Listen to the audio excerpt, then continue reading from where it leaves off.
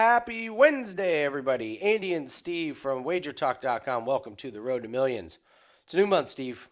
New month. October's thankfully behind us. I want to forget about October. Let's move on to November. We got a great show for everybody. NBA and NHL props, go over sleeper of the day. And the stat of the day, we're going to college football.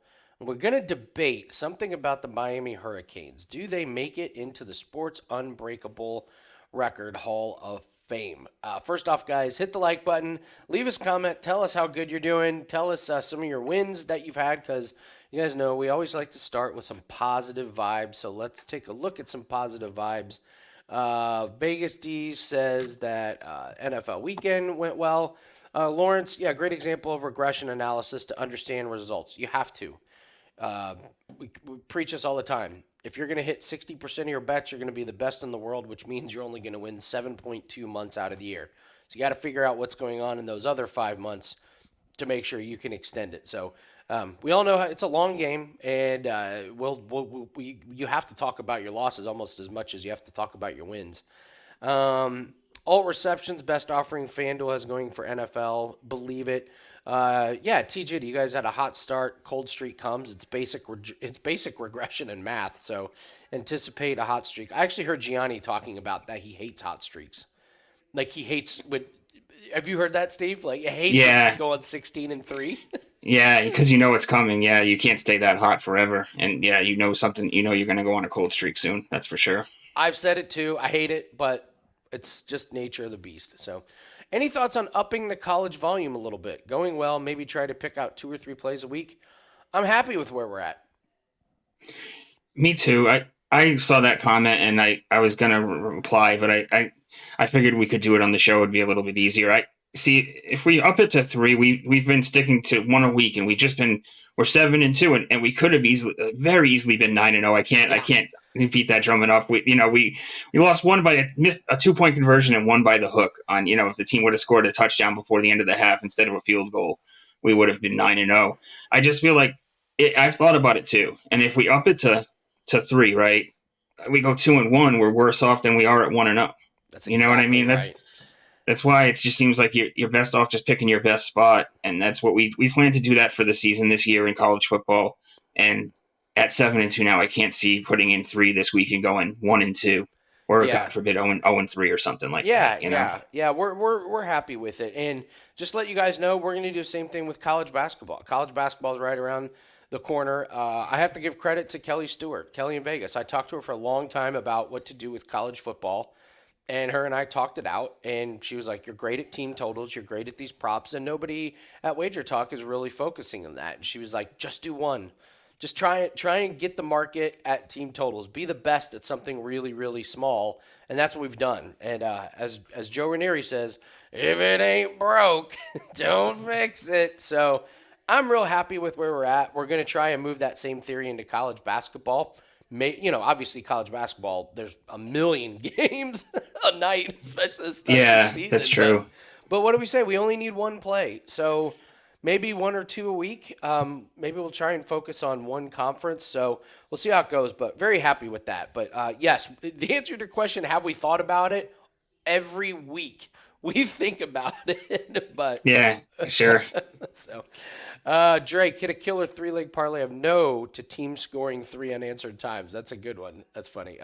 Lonnie, your Hoosiers played a good game on Saturday. Finally, they did. They did.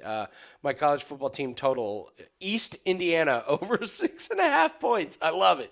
A win is a win, brother. A win is a win. So, thanks everybody for all those positive vibes. Make sure you leave your comment in the section. And actually, our Unbreakable Sports Record Hall of Fame comes from the comment section. So, all right, guys, let's just real quick. NBA best bet is up right now. So 8-5. We took 2 1% losses last night, but 8-5 to start the year. And I did want to say something. NBA and NHL guys, we're gonna be they're gonna be playing games into June of next year. It's November. It is a long, long, long season. So, I just want to stress: do not get too caught up in the ebbs and flows. You will drive yourself absolutely crazy. There's going to be some ups. There's going to be some downs. Steve and I have lowered the percentages on these daily sports, and we're not even playing these sports every day. I mean, NHL, last couple nights we haven't had a play. We'll have one tomorrow, but we just trust that as the months go on, you'll just see those units kind of go up and up and up. But there'll be good days, there'll be bad days. But with these daily sports, we want to make sure that we don't get crushed by a big long losing streak. So these plays you're going to see us coming out are like 1%, 1.5%. So you're not investing a whole lot every night. That's the big thing with these daily sports is don't get crushed over like a 3 or 4 day period. You're going to have nights where you lose like 3 in a row, but if you're only investing 1%, you're going to be good. So just be patient. It's a grind. These daily sports are just, hey, listen, they can be a lot of fun because we get a lot of bets out of them, but geez. Steve, anything you want to add about just how long the seasons are? Yeah, with a long season like this, you just gotta, like you said, I just echo everything that you said right there. You just gotta keep it.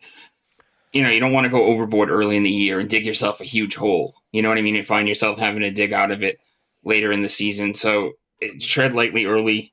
If you get on a nice hot streak, ride that for a little while, but just always know, like we know that regression can come. So Yeah.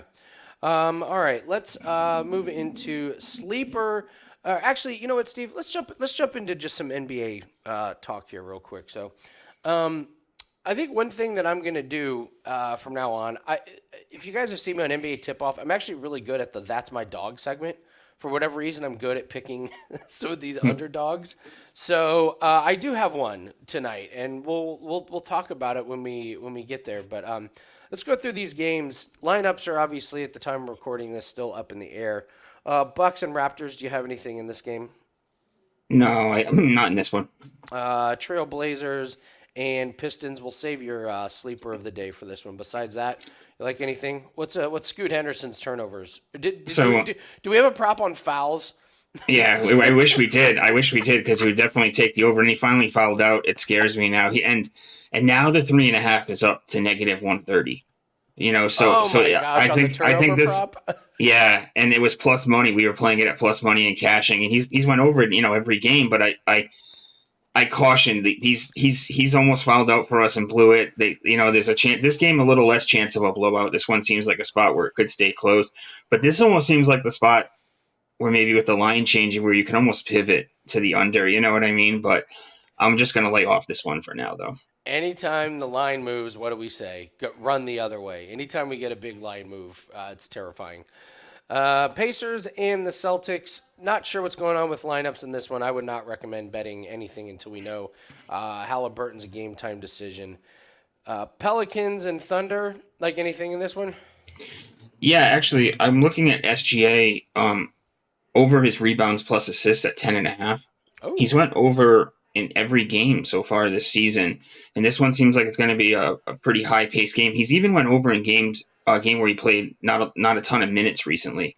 So I would look towards that. It's a pretty low number, and this one seems like a spot where we should get a close, higher scoring game where he's on the court for the minutes that he can go over easily. But he's went over in every game regardless of his minutes. So I've kept a close eye on his assists to use in these alt assist lines, and yeah, he's been stacking the sheet for sure. So it's so weird. Zion, I keep an eye on Zion, and with that big body, you would think he'd have like 10 rebounds a game, and then he has 5.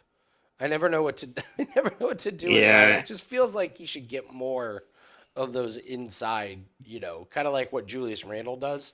I would expect him to have the same rebounds as Julius Randle, and yet he just doesn't quite get there. So yeah, Randall's been a monster on the boards. yeah, he has. A Wizard at Hawks. We're waiting to see lineups on this one. I believe Trey is a game time decision. I mean, Jordan Poole, listen, is he going to be like the gift that keeps on giving on social media? The clips of him like doing dumb stuff on the court are amazing. I actually think though this Wizards team is kind of bettable. Their games are bettable. They're terrible. They're going to give up a lot of stats to the opposing team. I was hoping to get another DeJounte Murray assist. He's been money on these alt assist lines. Do you like anything in Wizards and Hawks? Yeah, speaking of Jordan Poole, I'm looking at we got his turnover sitting at 3.5 again at plus money, and I'm all aboard. The Hawks have forced the second most turnovers so far this season. If you look at every single game, that they've played, the ball dominant player has went over. This has had 4+ turnovers, and at pool at plus money, I don't think you can go wrong with that one. And especially in a high scoring game like this, 238.5. That's a lot. That's extra possessions, extra chances for him to throw one out of bounds, to have a ball stolen, offensive foul, whatever it may be. I love pool though at plus money at 3.5 on the turnovers. Yeah, Trey's dealing with Achilles inflammation, so we'll wait and see what happens. Gafford questionable. Cavaliers and Knicks. I don't know. I don't understand these games. Why do they have them play? I don't understand why they do these back to back Yeah, situations. I don't get them. it's a little weird. But whatever. Cavaliers looked absolutely awful, and unfortunately, you're not going to be able to come back and do much because Garland's a game time decision. Jared Allen, game time decision. You may get him. So don't just immediately jump in and say Randall's going to have another 12 rebounds or whatever he ended up having. You got to wait and see what Jared Allen does. So it was really frustrating last night.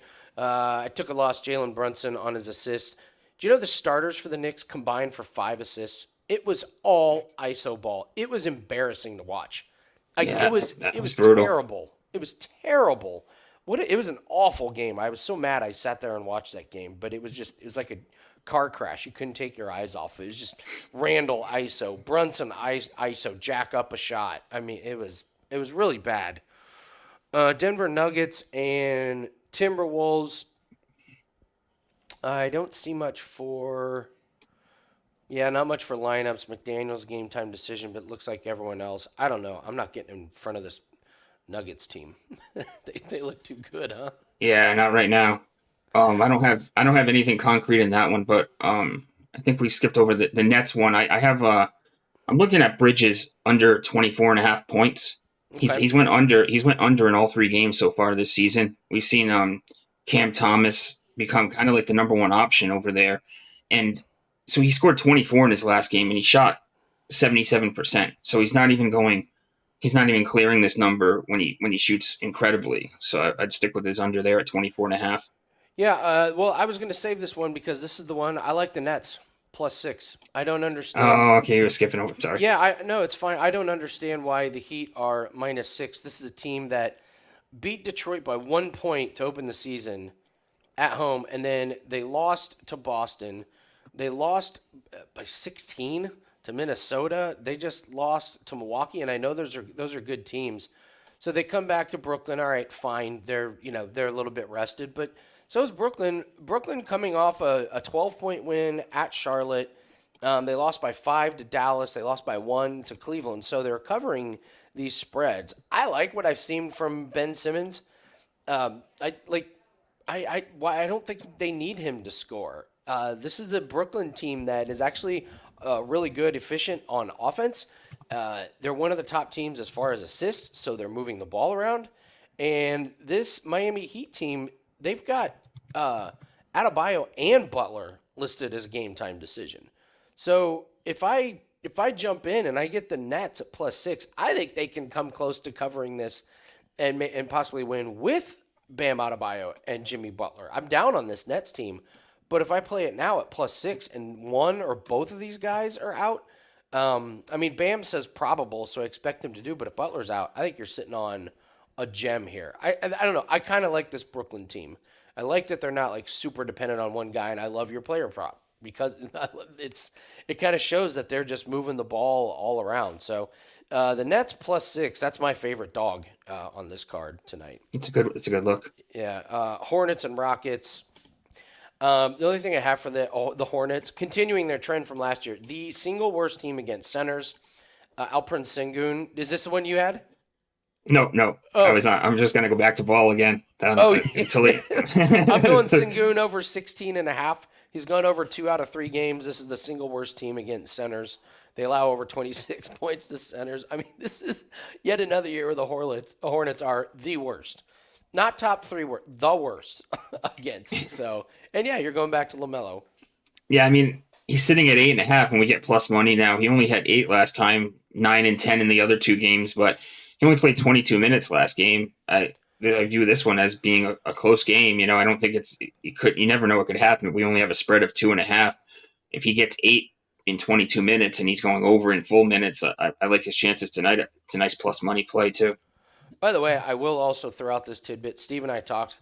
We're not playing player props if the spread is large. I'm not getting burned by these blowouts. Obviously, any game could turn into a blowout, but like, I mean, I'm looking here, like this Pacers and Celtics. I'm not getting anywhere near player props. If Halliburton sits, I mean, this is going to be a Boston ass kicking.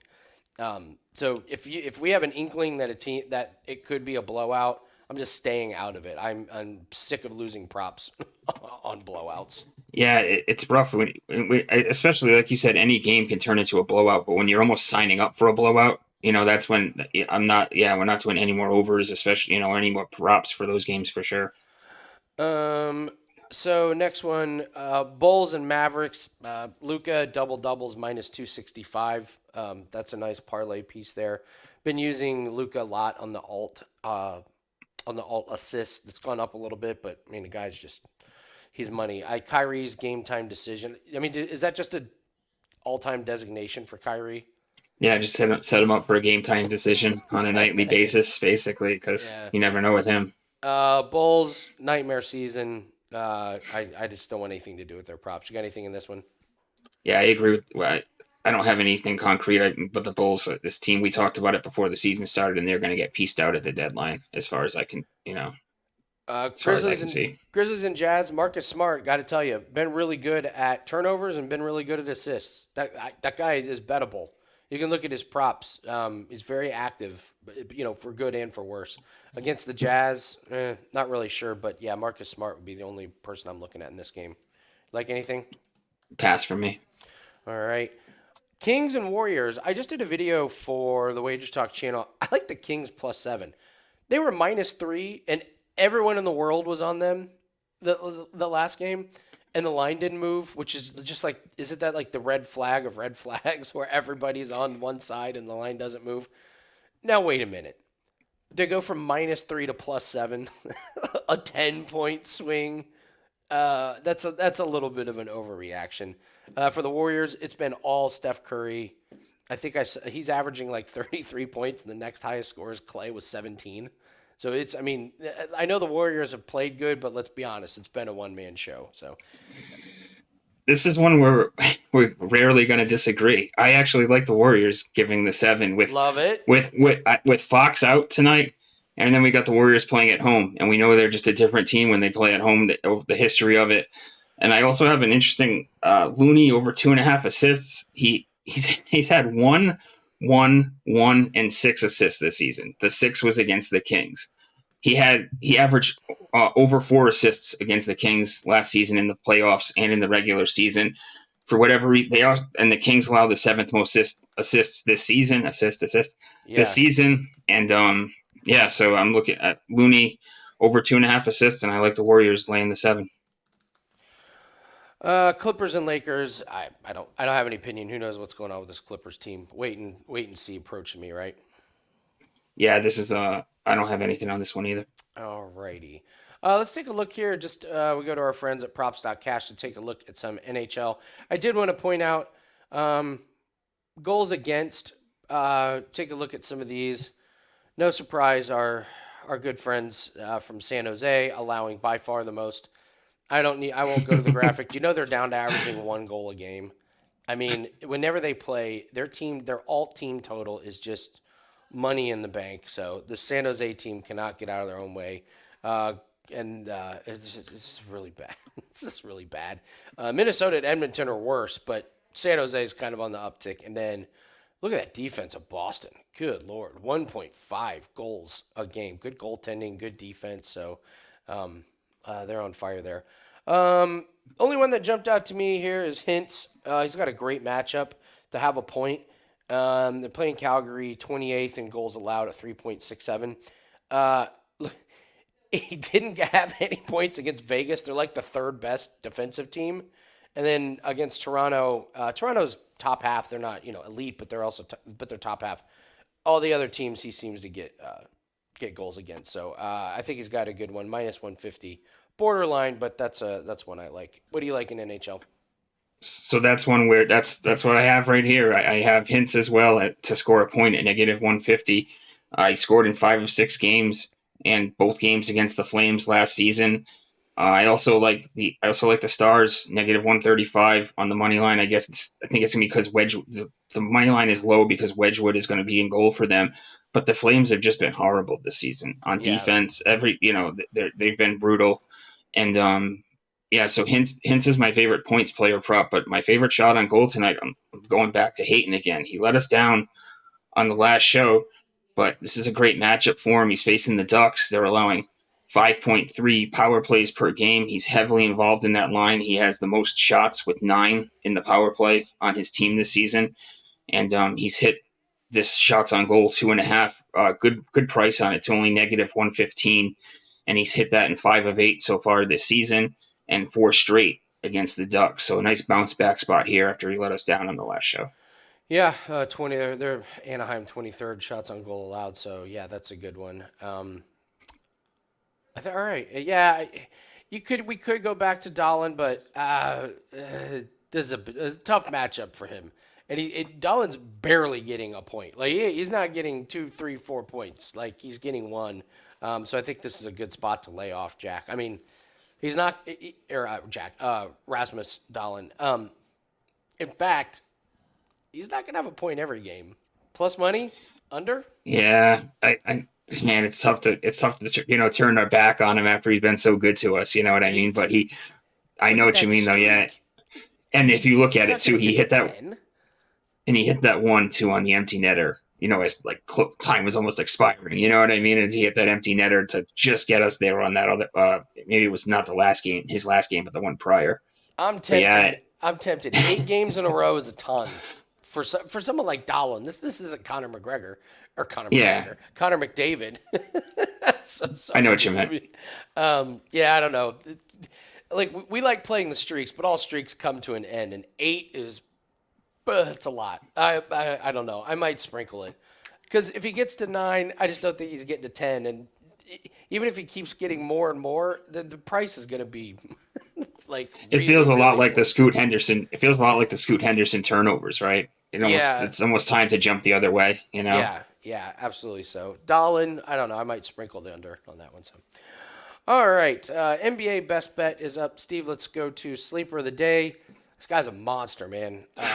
Jalen Duren. Let's talk about his rebounds. So he's went over in 3 or 4 games so far in the season, and when he has went over, he smoked it with 14, 15, and 17. He's averaging 21 potential rebounds per game, which is just insane. And then here we go with the Blazers allowing the 5th most rebounds to opposing centers.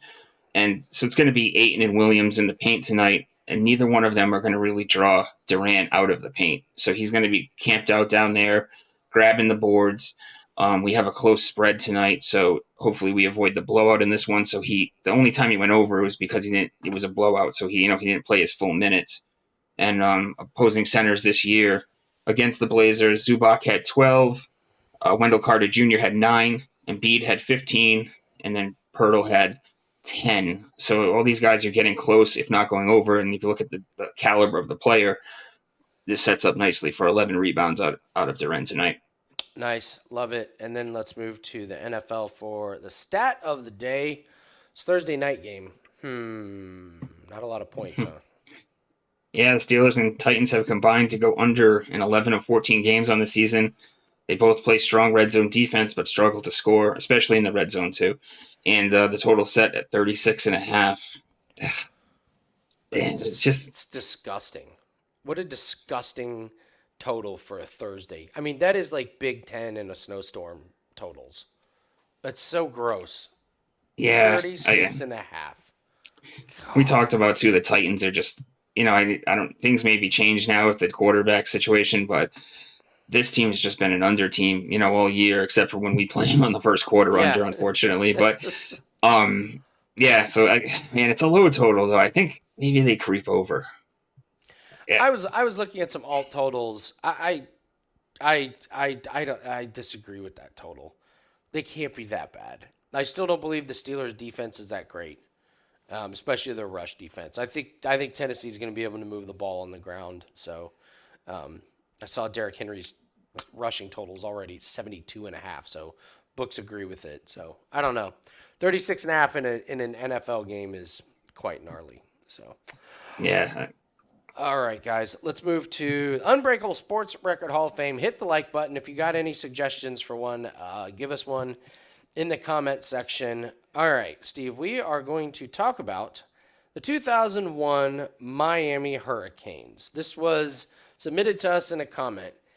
So, Steve, if the offense would have not scored a touchdown, so only defense and field goals, they would have gone 8-4, and that includes the championship game. So we've got a college team, 8-4 with no offensive touchdowns. I've got some stats. You want to go over this roster of this team? I mean, on paper, this is got to be one of the best, if not the best, in terms of pumping out NFL stars. Yeah, the running back core, that's what is really staggering is they had Clinton Portis, Willis McGahee, Frank Gore, and Najee Davenport. They had, it's just, my God, three great NFL running backs. I mean, Dorsey was the quarterback, and he never really fully panned out, obviously, in the NFL. But I mean, Andre Johnson at wide receiver, Jeremy Shockey at tight end. He was the great tight end back then. And then on defense, Vince Wilfork ended up on my Patriots, being a monster for so many years with the Patriots. Jonathan Vilma and Ed Reed was a cornerback on this team. Just a stacked roster, and that was the top-notch NFL talent that came off of it. But man, there's just that running back core was just filthy. So the premise of this is, could this ever happen again? Could you have a team that's so loaded on defense that they hold teams to so few points that they could outscore them on defense and field goals? Here, let me get to some stats that I found. So they allowed 5 passing touchdowns and 8 rushing touchdowns that season. They allowed 100. It's just laughable to think about. They allowed 117 points all year in 12 games. They forced 45 turnovers. I mean, they had games with like 6 and 7 turnovers in them. They scored 11 defensive or special teams touchdowns, and they made 21 field goals. I mean, that allowed 5 passing touchdowns and 8 rushing touchdowns. It's hilarious. 5 passing touchdowns in an entire season. So, okay. So the premise is you're never going to see a defense this good. Does it make it into the Unbreakable Sports Record Hall of Fame that we will never, ever see this again, where a team could not have an offensive touchdown and still go 8-4? Steve, does this make it into the Hall of Fame for you? It's not like pushing it in like some of these other ones. You know what I mean? It's like it's such an amazing, what they put together on that year was so amazing. But to say that, and you see what Deion Sanders did this, you know what I mean, this year, building a team like that, and you think to yourself that maybe it could be done again. So not only could it be done again, Steve, we're in the ballpark of it actually being done this year. Michigan is allowing 5.9 points a game. Michigan, if we applied the same premise, I went back and looked at all their game logs. So if Michigan's offense didn't score a touchdown, they would have beaten Minnesota, Rutgers, and Michigan State. So they've already done it 3 times, and they would have tied East Carolina. And I'm with you. With NIL, with the conferences constantly moving around, I think this can be done again. And in fact, we're seeing something kind of close to it this year. The ones that we put in, like Emmitt Smith rushing yards, no one's even close. Like, no one's even remotely close to it. The baseball, the Ricky Henderson stolen bases, like, it's so far out of reach. It's not even, you can't even scratch the surface of it. But we're actually seeing it being done this year. I mean, Michigan's only allowed 47 points. They would already have had 3 wins, and they still have a few more games to go. And you're right. Deion just, I mean, obviously they're struggling, but what he did, he completely turned around a program in 1 year. So I'm with you. It's an impressive record. It's amazing. The roster is completely loaded. I cannot put it into the Unbreakable Hall of Fame because I think it can be broken. Yeah, I'm with you. I feel like it's the first one that there was any question in my mind. Like you listed off some of the ones we've done, the Gretzky one. Like that's Yeah, it's just never going to happen again. This is something that you could see happening again. This is something that when you mentioned it's kind of already almost happening again, and I feel like someone could come along and put together another team that's similar to this one.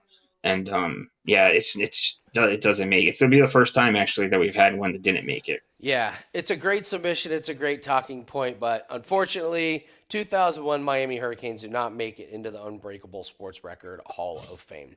Great suggestion. Keep them coming. I know we got one about someone throwing 2 perfect games in a row. I think that one might be a discussion at some point. We got some real fun ones. So great work, everyone. Appreciate all the comments. Keep them coming. And guys, that's going to do it for us on the Road to Millions. Make sure you hit the like button, leave a comment, go grab that NBA best bet. Let's get November started off right. We'll see everyone tomorrow for Team Total Thursday on the Road to Millions. Rabbit, rabbit, rabbit.